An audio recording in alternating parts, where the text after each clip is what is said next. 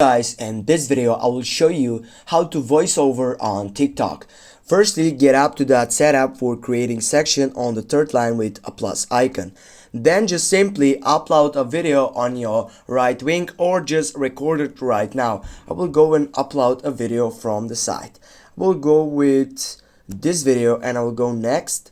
And now I'll need to get up to the main point with getting for this video. Now what I need to do to make a voiceover, as you can see on my right side on the fourth selection I have voiceover. Just click on that section and here you can add it, the voice or the record section. Just stop and type for a voice. Hello guys, it's me again. Now go save. A voice. Hello guys, it's me again for a voice. Hello guys, Now, it's me. as you can see guys, the voiceover has been added to this TikTok video. Now I'm gonna get up to hear this volume again. It's me again for a voice. Hello guys, it's me again for a voice.